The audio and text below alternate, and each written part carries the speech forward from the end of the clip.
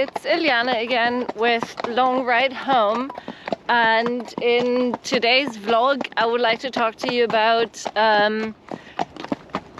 what would be a good approach to learning to ride if I just am starting and I'm not sort of the little 6-year-old girl that's just been put on the ponies and dragged out and has fun and just loves it, but I'm maybe a bit more timid, and maybe I'm starting late, or maybe it was my childhood dream but I never got a pony, and now I'm, let's say, north of 35, and maybe I'm just not as brave anymore, or maybe I'm as brave but just don't feel as physically brave anymore as I used to feel, and I want to get started. Or I used to ride as a child, but maybe, like we often hear, I fell off and just never really got on, but I still sort of have the itch and still really want to ride. And honestly, the program that I'm going to talk to you about, I feel is super effective for anybody. We developed it while we were in Texas and had lots of young people, old people, people with special needs coming to us that we all try to accommodate to have as much fun and effective lessons on there and sort of reach the goal that they wanted to reach. And it's really important that everybody, you know, knows where they want to go.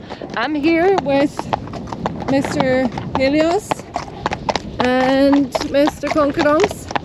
We're riding out. We're gonna pick up a little bit faster pace when we're down there in the woods because it's winter and there's limited pasture space and time, and so it's a great thing for the horses to get as much exercise as possible, and this way we can ride cool trails at a bit of speed and give both horses an exercise. I am almost in the woods. I got briefly distracted. Somewhere over there was a big bird of prey flying, and we just have the red kites who have re-arrived from their winter quarters south in Spain, etc. And at the same time the buzzards have been really active, and there's a super pretty, almost completely white buzzard here, I think, and I've been trying to get it in front of the camera for a while.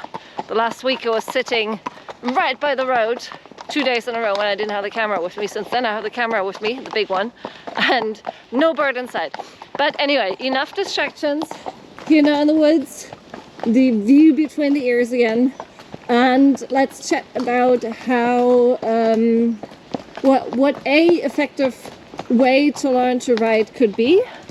Again, this is my point of view, our point of view at longridehome.com. It doesn't mean that it's the only way, and it doesn't mean that it's the perfect way, but it works well for us, and it has evolved because we ran a barn for a while in Texas with up to 23 horses, and we had lots of people coming through, be it clients that wanted to learn to ride, be it people that there's a squirrel right there. I think it disappeared behind the tree. Yeah, sad, gone. But anyway, I'm back. Sorry. It's just really nice out here. And so lots of people that came to us, be it to learn to ride, more the classical dressage thing, or also what we do a lot is trail ride dressage. So dressage on the trail, which I will also talk about at some point, but less today. And or be it for the special needs aspect with neuropsychiatric conditions and autism, etc., which we're sort of a bit known for through Horseboy method and New Trails Learning System and movement method. Anyway, those people came to us. Most of them ended up with us because they might not quite have fit in the regular progress, but they really, really wanted to ride. Or they just came as working students and wanted to learn and came more from an end sort of, I would love to be this great rider, but the riding aspect really is for a different type of person, and I really want to do more the kid stuff because I think the riding thing might not be for me. And then they felt that with the right support and the right system, they actually all could get an awful lot of fun out of it. And usually what we do is the following. First, we nowadays start everybody with a theory intro course. And we're now going to start trotting up here because it's really nice for them to get their legs stretched a bit. So we start everybody with a theory intro course that covers the system. Where does it all come from? How do we go from A to Z? Just in the sense of dressage. That doesn't mean that we need to become competitive dressage riders, but it means the dressage is basically the training for the basic training for any discipline at the end of the day, because I'm trying to create an athlete that is fit, that is happy, and that is capable of doing the job that I would like him to do. So in that course we do demos, but people also get to feel out everything up to how does it feel to sit on a horse that piafs. And for that, obviously they don't have to control the horse themselves. We do all that. And then usually what works well is if we have, what we see mostly, especially here, is that riders are just too tight, too pushy, a bit used to kicking and pulling. So what we then usually do with them is a couple of sets of lunge lessons. Those lunge lessons are ideally on calm, sweet, not so sensitive and super forgiving schoolmasters. That doesn't mean that I can't put them on a horse under a certain situation where the horse is a bit more responsive, when I feel, you know, they can learn to let go a little bit more of the leg. Once we have done that and we have established that they can basically do a rising trot, which I'm going to pick up here now again, so we can get through the forest here and get these guys a workout. So once we've gotten to a point where they can do a rising trot and they can basically on the lunge line while holding on do a little bit of a light seat and a canter. We like to go out. We like to do exactly this path here. We call it the serpentines. It's nice loopy. It's not sort of long straight stretches where the horses sometimes like to rush. It's super pretty. It relaxes horse and rider, and they just can get the miles under their butt. It's just a matter of finding the balance, doing it over and over and over again. And the nice thing about going out, other than obviously the very simple fact that we are outside, is that it's not constantly in a circle. And the circle, obviously the centrifugal forces do not exactly help the rider finding a balance, but at the beginning I feel it's still a good thing to keep them on the lunge just for safety purposes, even if this year then becomes more effective. And what we do with that is, again, the quietest and sweetest horse, just to have them feel their seat, have them be able to build up confidence, to build up trust in the horse, but also in us, that we do not put them into situations that they're unsafe in. And what we do at the beginning, obviously we don't just send them out without any support, but we do exactly this here. Corky's on the lead rope. He's super used to just trotting next to Helios, and the person doesn't need to do anything, just feel. And the person doesn't need to be afraid that she or he might have to control the horse. On this horse, our daughter is just 6 trots out, and it's no problem because he knows the job.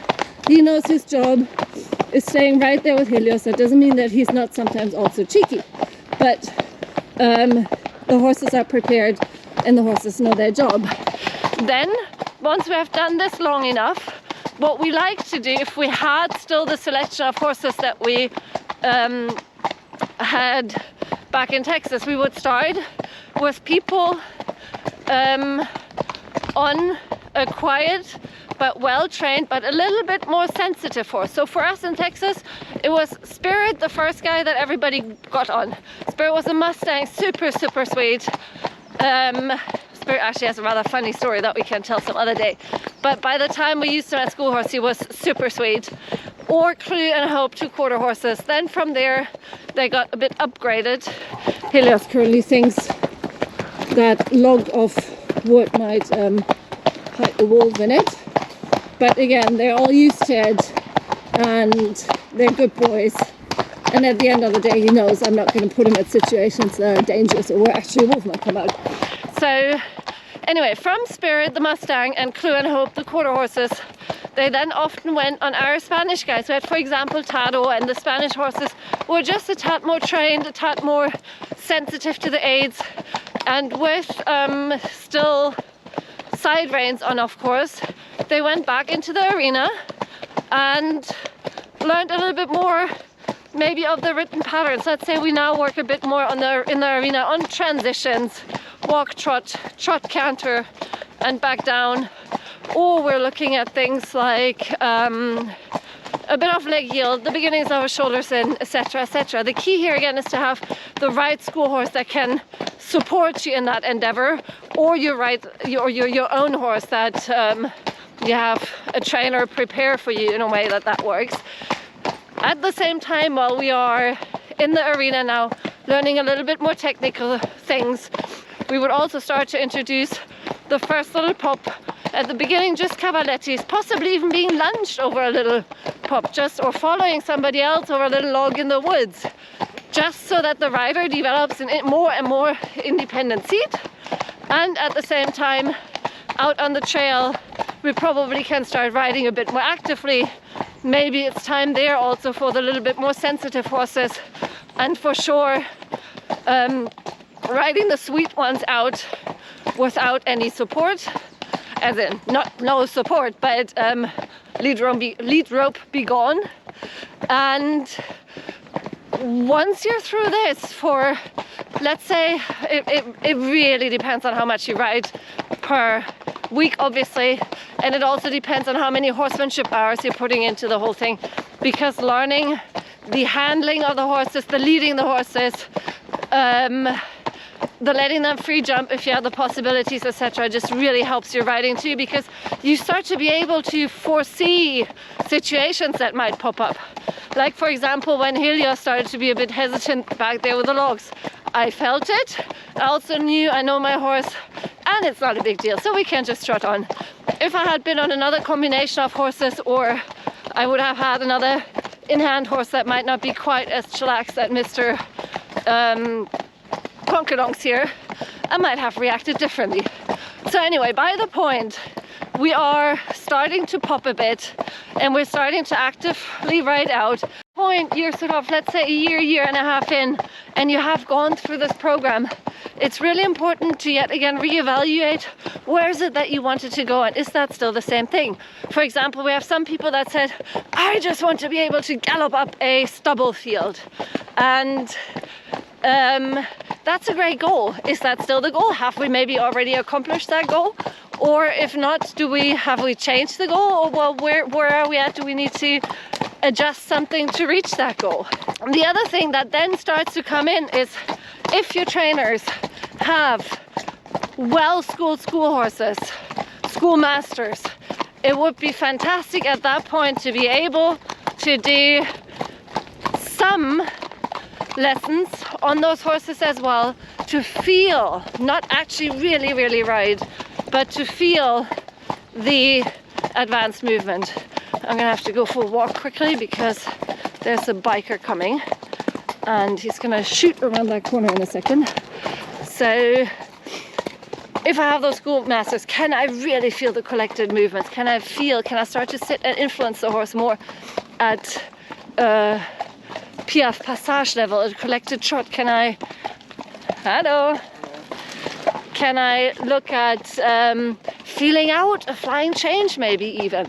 If I don't have those schoolmasters at your fingertips, which is for most people, don't worry, you will get there. And a really good idea is also, if you don't feel you have a riding school in front of your door that allows you to, that offers you all that support. Think in the terms of riding holidays. Find out really cool places where you can go and do one thing or another. It doesn't need to be always all, you don't need to have a versatile place that does everything.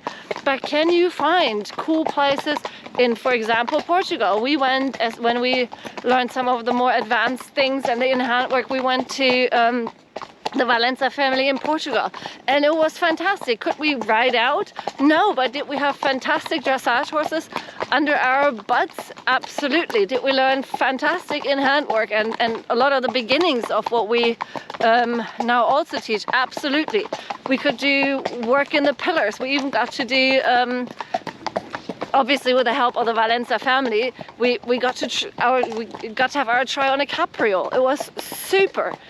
But then there's other places. In Ireland, we know a couple of places where just one of our families went that really wanted to just ride out, and they were at a level where really they had to have a more guided, longer trail ride experience that we could offer them. They went to Ireland. That was fantastic. So there's so many cool places. Make it your mission to figure out where can I find the horses that allow me to become that rider that I want to become. And I hope my rambling on gave you sort of an idea of a system of what might be a good start. With that, the camera goes back between the ears and we trot on a bit. And maybe we can even take a canter. Let's see what happens.